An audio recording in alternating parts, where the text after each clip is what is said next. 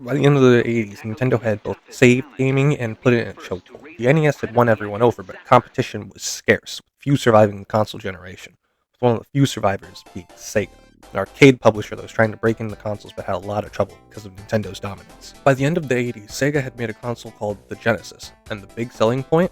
Arcade ports. The Genesis was stronger and could capture arcade experiences far better than the NES ever could. However, no one cared that much, so Sega gets a new plan. You can't directly compete with your competition, just shoot them. They cut the price of the Genesis in half and started directly insulting Nintendo. What's free?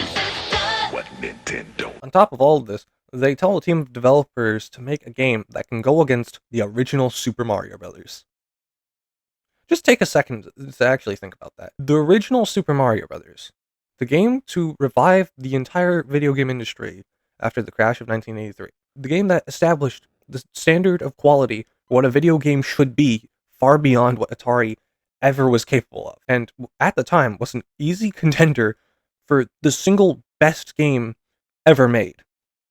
So basically, Sega told a bunch of people to make a better game than the best game. I honestly don't know what's crazier. The fact that they actually held that as a goal, or how they arguably succeeded in doing it. After the classic Sega chant, you get the first look at Sonic the Hedgehog, both the game and the character. This snarky blue little mutant wagging his finger at you. It's really odd how simple the screen is while just oozing personality. And then you enter Green Hill Zone, this masterpiece of a set of levels. It does it all. Like the vibrant, lively foreground, checkerboard-like aesthetic, along with its incredible background, its mountains and waterfalls, being a far cry from anything the NES could ever have done. Speaking of things the NES could never have done, movement and momentum are both incredible in Sonic. The only thing that I think came close to this was Mario 3. And yeah, going down the slope, obliterating enemies feels good, but not as good as Sonic, especially when dealing with the slopes, loops, and half pipes that were so technologically impressive that everyone on the staff almost burned the programmer Yuji Naka at the stake. But don't worry, they got him later for insider trading. Actually, the reason this game is fast is because Yuji Naka worked on Ghouls and Ghosts, which was the second game in the Ghosts and Goblins series. And he hated it. He hated how slow the game felt, and how stiff the character felt to control. How much did he hate it?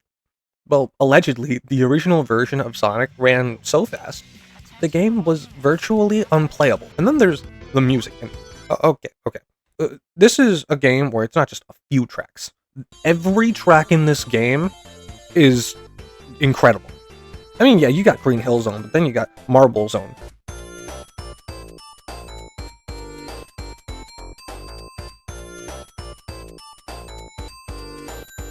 And then you got Starlight Zone over here going.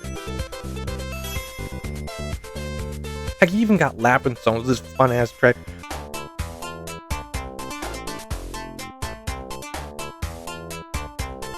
The Eggman fights, on the other hand, are somewhat a little bit too basic. Later fights feel a lot more clever than some of the earlier ones, but all of them are still pretty fun.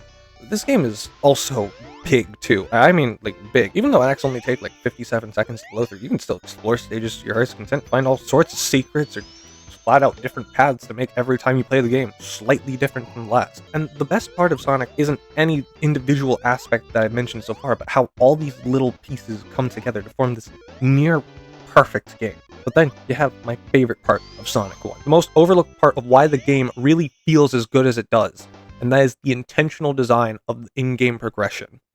See, games normally have an issue with difficulty where it either tries to be this upward line that increases with the skill of the player, or it ties itself directly to the identity of the game itself, being either simply hard or easy. Sonic, on the other hand, says, okay, what if we take this roller coaster approach to game design, where we start with the tutorial that gets the player hooked, and then increase difficulty as a skill check for the player, testing their patience.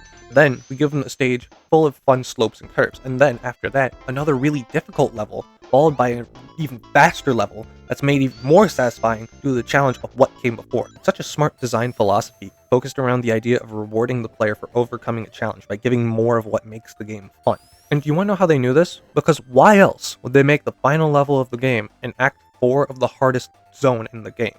Why else would Starlight Zone be between the two most difficult zones in the game? Because they knew exactly what you would like and what would test you. Now for the 12 people who just said, oh, well, why not just make every moment the most rewarding, fun part instead of putting all this junk in the way?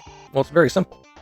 Because you probably wouldn't have appreciated those zones if they did do that. Because when every part is the best part, then is really any part special?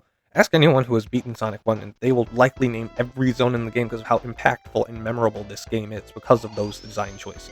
It's actually those flaws that make it so impressive even today, because even the most annoying or flawed parts of the game are done that way intentionally.